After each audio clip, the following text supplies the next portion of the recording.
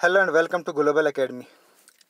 बहुत ही important topic हमने ऑलरेडी शुरू किया हुआ है, इंडियन कल्चर। इंडियन कल्चर से रिलेटेड फर्स्ट टॉपिक इसकी फर्स्ट वीडियो ऑलरेडी हमने अपलोड की हुई है, जिसमें हमने पूरी डिटेल में डिस्कस किए हैं various dance forms of India. उसमें हमने एक तो जो भी क्लासिकल डांस ऑफ इंडिया हैं उनको हमने डिस्कस किया। Then famous local dances of various states हमने डिस्कस किए, instruments and instrumentalist, then institutions and their headquarters. तो ये तमाम चीज़ें हमने इसकी वीडियो पार्ट 1 में हमने डिस्कस किए हैं। तो इस वीडियो में जो इसका पार्ट 2 है, इसमें हम डिस्कस करेंगे इंपॉर्टेंट फेस्टिवल्स ऑफ इंडिया। जो भी इंडिया के मेजर फेस्टिवल्स हैं उसको हम इसमें डिस्कस करने जा रहे हैं। उसके बाद हम इस्लामिक आर्किटेक्चर और इंडियन आर्किटेक्चर का हम कंपैरिजन देखेंगे, उसको हम समझने की कोशिश करेंगे कि इंडियन आर्किटेक्चर क्या रहा है और इस्लामिक आर्किटेक्चर कैसा है। तो उस पर भी क्वेश्चंस कभी कभी पूछे जाते हैं, वो भी हम इसमें ब्रीफ में डिस्कस करेंगे। तो उसके बाद जो हमारी नेक्स्ट वीडियो होगी, पार्ट 3, वो हमारी लास्ट वीडियो होगी, उसमें हम art culture of Ashok and सल्तनत डिस्कस करेंगे। तो ये हमारी सेकंड वीडियो है, इंपॉर्टेंट फेस्टिवल्स ऑफ इंडिया, ये हम डिस्कस करेंगे। So without wasting the time let's begin. तो सबसे पहले इसमें हम डिस्कस करेंगे कुंभ मेला। तो Kumbh Mela it is a mass Hindu pilgrimage. तो इसकी वेरियस फॉर्म्स है कुंभ मेले की। जो नॉर्मल कुंभ मेला है ये सेलिब्रेट किया जाता है हर 3 साल के बाद। और इसकी जो नेक्स्ट फॉर्म है अर्ध कुंभ मेला, इसको सेलिब्रेट किया जाता है हर 6 साल के बाद। ये सेलिब्रेट होता है हरिद्वार और प्रयाग में। देन इसकी थर्ड फॉर्म है Purna Kumbh Mela, that takes place every 12 years. ये 12 साल के बाद आता है और ये सेलिब्रेट किया जाता है 4 प्लेसेस पर, प्रयाग, हरिद्वार, उज्जैन एंड नासिक में। देन इसकी फोर्थ फॉर्म है महाकुंभ मेला। महाकुंभ मेला इट कम्स आफ्टर 12 पूर्ण कुंभा मेला, यानी 144 ईयर्स के बाद ये महाकुंभ मेला आता है और इसको सेलिब्रेट किया जाता है इलाहाबाद के अंदर। The previous Mahakumbh Mela it was held in 2001। तो ये आपको याद रखना, ये कुंभ मेला है, हिंदू पिलग्रिमेज। तो ये तमाम फैक्ट्स आपको याद रखने हैं। नेक्स्ट हो गई Holi. Holi is celebrated at the end of winter season on the last full day of lunar month of Falguna। तो इसको सेलिब्रेट किया जाता है विंटर सीजन में, last full moon day of lunar month जो फल्गुना है उसके लास्ट फुल मून डे के दिन इसको सेलिब्रेट किया जाता है। और जो ज़्यादातर it falls on in the last latter part of February और मार्च, जो मार्च या फरवरी के महीने में आता है। तो इसको सेलिब्रेट किया जाता है by the people throwing colour powder and coloured water at each other. तो इसमें ज़्यादातर रंगों का त्यौहार भी इसको कहा जाता है, इसमें रंग वगैरह फेंके जाते हैं एक दूसरे पर। तो ये है होली। देन नेक्स्ट हो गई महाशिवरात्रि। ये हिंदू फेस्टिवल है, celebrated every year on 13th night. तो हर 13th नाइट को सेलिब्रेट किया जाता है इन द कृष्ण पक्ष ऑफ द मंथ ऑफ फल्गुना। तो फल्गुना के मंथ में इसको सेलिब्रेट किया जाता है ऑन द 13th नाइट। और ये जो फेस्टिवल है it is celebrated by going to Shiv temple में जाते हैं लोग, ऑल द डे फास्टिंग, और रात को वो जागे रहते हैं। तो ये है महाशिवरात्रि। देन नेक्स्ट है नवरात्रा। तो नवरात्रा ये हिंदू फेस्टिवल ऑफ वर्शिप है, ऑफ शक्ति एंड डांस एंड फेस्टिविटीज़। तो इसमें वर्शिप की जाती है, डांस वगैरह होते हैं। एंड ये जो नाम है Navratra, the word Navratra means 9 nights, और during these 9 nights 9 forms of Shakti और देवीज आर वर्शिप्ड। तो 9 नाइट्स में हर रोज़ नई अलग अलग देवी और शक्तिज़ को वर्शिप किया जाता है इस नवरात्रा के त्योहारों में। देन नेक्स्ट हो गया Vinayaka Chaturthi. It is a Hindu festival of Ganesha, और it is believed to bestow his presence on the earth for all his devotees in the duration of his festival. और ये माना जाता है कि इस फेस्टिवल के दिन जो लॉर्ड गणेशा हैं वो खुद प्रेजेंट होते हैं। और ये जो दिन है विनायक चतुर्थी, it is celebrated as the birthday of Ganesha. It is the birthday of Ganesha who is widely worshipped as the god of wisdom, prosperity and good fortunes. तो ये इसको सेलिब्रेट किया जाता है, माना जाता है कि ये उस दिन जो है ये बर्थडे होता है गणेशा का। और गणेशा कौन है? He is the god of wisdom, prosperity and good fortunes. Then next हो गया Guru Purnima. It is a festival of traditionally celebrated by Hindus and Buddhist. Hindu और बुद्धिस्ट इसको सेलिब्रेट करते हैं। जो traditionally the festival is celebrated by Buddhist in the honour of lord Buddha who gave his first sermon on this day of Sarnath. तो Buddhist का ये मानना है कि इस दिन में गुरु पूर्णिमा के दिन लॉर्ड बुद्धा ने अपना फर्स्ट सरमन दिया था सारनाथ के दिन, इसलिए वो इस डे को सेलिब्रेट करते हैं और ये उत्तर प्रदेश में सेलिब्रेट किया जाता है। While Hindus on this day offer puja और पे रेस्पेक्ट टू देयर गुरु। और जो हिंदूज है वो अपने गुरु को रेस्पेक्ट देते हैं और पूजा वगैरह उनकी करते हैं। देन नेक्स्ट हो गया थाई पोंगल। ये एक हार्वेस्ट फेस्टिवल है जो तमिलनाडु में सेलिब्रेट किया जाता है, पुडुचेरी और श्रीलंका में। और ये सेलिब्रेट किया जाता है at the harvest time. Harvest time में इसको सेलिब्रेट किया जाता है जिस दिन लोग फसलें वगैरह काटते हैं। और ये किस लिए? To thank sun god and farmstead livestock, जिसने हेल्प की लोगों को to create material in abundance. ज़्यादा मटेरियल बनाने में गॉड ने हेल्प की है, इसलिए उसको थैंक करने के लिए ये फेस्टिवल सेलिब्रेट किया जाता है। देन रक्षाबंधन या राखी का त्यौहार, it is a festive primarily observed in north India by Hindus and Sikhs. तो रक्षाबंधन इसको ज़्यादातर हिंदू और सिख सेलिब्रेट करते हैं। The central ceremony involves tying of rakhi. इसमें राखी बांधी जाती है, बहन अपने भाई को राखी बांधती है और जो सिंबलाइज करती है कि सिस्टर का लव और prayer for her brother wellbeing, अपने भाई की लंबी उम्र के लिए और प्यार के लिए ये सिंबलाइज करता है। और भाई अपनी बहन को पूरी लाइफ लाइन प्रोटेक्ट करे, तो ये इस चीज़ को सिंबलाइज करता है ये रक्षाबंधन का त्यौहार। देन नेक्स्ट हो गया वसंत पंचमी, जिसको हिंदू फेस्टिवल सेलिब्रेटिंग इस दिन ये एक हिंदू फेस्टिवल है the celebrating Saraswati the goddess of knowledge music and art. Traditionally इस दिन को ये जो होता है, जो बच्चे होते हैं festival, children are taught to write their first word. तो बच्चों को सिखाया जाता है अपना फर्स्ट वर्ड लिखना। तो इसमें Brahmins are fed, then ancestors worship is performed, then God of love, then Kama Devi is worshipped. तो गॉड और कामा देवी को वर्शिप किया जाता है। तो इसमें येलो कलर की काफ़ी इंपॉर्टेंस होती है और इस दिन जो लोग होते हैं ज़्यादातर येलो गारमेंट्स पहनते हैं। Then Karva Chauth, it is the annual one day festival celebrated by Hindu and Sikh women. तो ये वन डे फेस्टिवल होते हैं जिसमें हिंदू और सिख वुमेन इसको नॉर्थ इंडिया की इसको सेलिब्रेट करती हैं। In which married women fast from sunrise to moon. तो इसमें जो वुमेन होती हैं वो सुबह से लेकर शाम तक फास्ट रखती हैं। And for the safety and longevity of their husband, अपने पति की लंबी उम्र के लिए, अपने हस्बैंड की लंबी उम्र के लिए ये रखा जाता है, करवा चौथ रखा जाता है।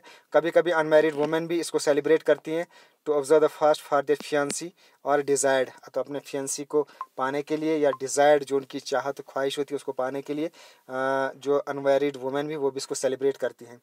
देन नेक्स्ट हो गया बुद्ध पूर्णिमा। ये कमेमोरेट करता है birth anniversary of lord Buddha. इसमें pilgrims from all over the world आते हैं बुद्ध गाया के लिए to attend the Buddha Purnima celebrations. और इस दिन में the day marked with their prayers meet sermons on the life of Gautam Buddha. तो गौतम बुद्धा की लाइफ के ऊपर वेरियस सरमन्स वगैरह गाए जाते हैं। Then Dree festival, it is an agricultural rite.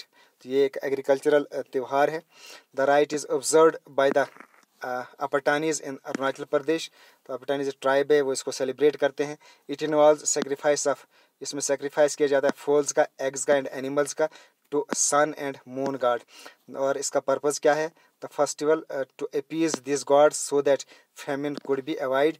तो इसमें गॉड को खुश करने के लिए ये त्यौहार बनाया जाता है ताकि आगे जो है किसी किस्म का बारिशें वगैरह आती रहे, कोई फेमिन वगैरह ना आए, इसलिए इस दिन को सेलिब्रेट किया जाता है। देन नेक्स्ट हो गया क्रिसमस। इसको सेलिब्रेट किया जाता है 25 दिसंबर को to commemorate the birth of Jesus. और इस दिन गिफ्ट्स वगैरह दिए जाते हैं, क्रिसमस कार्ड्स दिए जाते हैं, एक्सचेंज किए जाते हैं, Christmas trees are decorated and there are special prayers वगैरह की जाती हैं and celebrations in church. Then Muslim festival Ramzan, ये एक इस्लामिक मंथ है ऑफ फास्टिंग जिसमें लोग पूरे महीने भर रोज़ा रखते हैं। And Muslim refrain from eating drinking and sexual relations, ये तमाम चीज़ें रेफ्रेन करते हैं फ्रॉम डॉन अंटिल सनसेट। तो इसमें जो फास्टिंग होती है वो किस लिए की जाती है? It intended to teach Muslims about patience, humility and spirituality. इस चीज़ को अपने अंदर लाने के लिए ये फास्ट किया जाता है। और ये जो महीना होता है Muslims to for the sake of God ये करते हैं and offer more prayer than usual. तो आगे पीछे से पहले इस मंथ के अंदर ज़्यादा प्रेयर्स वगैरह की जाती हैं। देन नेक्स्ट है मुहर्रम। ये फर्स्ट मंथ है इस्लामिक कैलेंडर का, और ये इसमें ये माना जाता है कि जो प्री इस्लामिक पीरियड था, इसमें जो वेरियस ट्राइब्स थे, इस्लाम आने से पहले बहुत सारी ट्राइब्स थी अरब में, तो उनके बीच में बहुत सारे कन्फ्लिक्ट्स होते रहते थे, बैटल्स होते रहते थे माइनर इश्यूज़ पर, लेकिन उनको प्रोहिबिट था जो 4 मंथ्स हैं, जिनमें से एक यानी ईयर के जो 4 मंथ्स हैं, उन 4 मंथ्स से उनको टोटली प्रोहिबिट था कि वो उन दिनों में कोई कन्फ्लिक्ट ना करें, कोई बैटल्स वगैरह ना करें।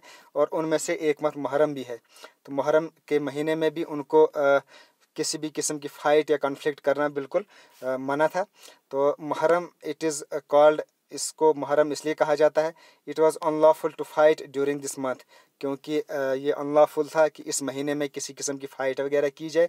और ये जो वर्ड है इसका मतलब ही हराम है, meaning forbidden. The word Muharram is often considered synonymous with Ashura, तो इसलिए आशूरा का सिनोनिम भी इसको लिया जाता है, the 10th day of Muharram month. Then next है ईस्टर। ईस्टर ये है oldest and holiest Christian festival. Easter, इस दिन में जो जीसस क्रिस्ट थे उनको क्रूसीफाई किया गया था, यानी सूली पे लटकाया गया था इस दिन, इसलिए ये इसको एज ए ईस्टर्स डे बनाया जाता है। और इसमें जो है Easter eggs and Easter bunnies are major attraction during Easter, the festivals of rejuvenation of life and living. तो ये ईस्टर डे था, तो इसको सेलिब्रेट किया जाता है, ये क्रूसिफिकेशन डे है हज़रत ईसा का। तो ये थे तमाम मेजर फेस्टिवल्स ऑफ इंडिया। तो मुझे उम्मीद है आपको इनकी समझ आ गई होगी, इनको आप नोट भी करें। अब हम इंडियन और इस्लामिक आर्किटेक्चर जो इंडिया में रहा है उसको थोड़ा सा कंपैरिजन करके थोड़ा सा समझने की कोशिश करेंगे कि इंडियन और इस्लामिक आर्किटेक्चर किस टाइप का आर्किटेक्चर है। तो एक चीज़ आपको मैं थोड़ा सा ओवरव्यू के तौर पे बता दूं कि इंडियन आर्किटेक्चर, इसमें ज़्यादातर इंडिया में मंदिर वगैरह बनाए गए थे, कुछ बिल्डिंग्स वगैरह बनाई गई थी। लेकिन जो इस्लामिक स्टाइल ऑफ आर्किटेक्चर है इसमें ज़्यादातर मॉस्क्स बनाई गई हैं, जिनमें जो मॉस्क्स हैं उनके मीनार वगैरह बनाए गए हैं, देन उनके गुंबद, देन डोम वगैरह, महराब वगैरह, वो तमाम चीज़ें बनाई गई हैं, और उसी को ज़्यादातर इस्लामिक स्टाइल ऑफ आर्किटेक्चर कहा गया है। अब हम थोड़ा सा इसको कंपैरिजन करते हैं। Indian style of architecture, it evolve in various stages in different parts and regions of the country. और ये जो है ये एवॉल्व हुआ है ज़्यादा, इसके ऊपर इन्फ्लुएंस रहा है ज़्यादा रोमन का, बेंजाइंटाइन, पर्शियन एंड मेसोपोटामियन आर्किटेक्चर का। इनको ज़्यादातर पॉपुलरली कहा जाता था ट्रिब्यूट स्टाइल, और इसको मेहराब स्टाइल कहा जाता है। और इस टेम्पल्स में ज़्यादातर जो बुत वगैरह होते थे या वेरियस इमेजेस, उनको डेकोरेट किया जाता था विद ऑस्पिशियस आर्ट, पद्म चक्र, स्वास्तिक एंड कैलाश वगैरह इनको रिप्रेजेंट करता है। लेकिन इस्लाम में चूँकि बुत परस्ती वगैरह दैट इज़ प्रोहिबिटेड, बुतों की वर्शिप प्रोहिबिटेड है, इसलिए इसमें इंडो इस्लामिक कल्चर में it was mostly based on calligraphy and geometrical designs पर ही ये ज़्यादा बेस था।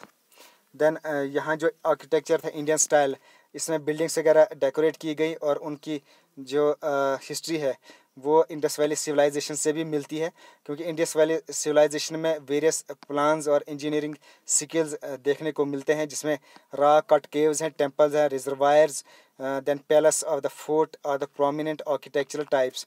और यहाँ मॉस्क बनाए गए हैं, tomb, palace and the fort और द प्रोमिनेंट आर्किटेक्चरल स्टाइल।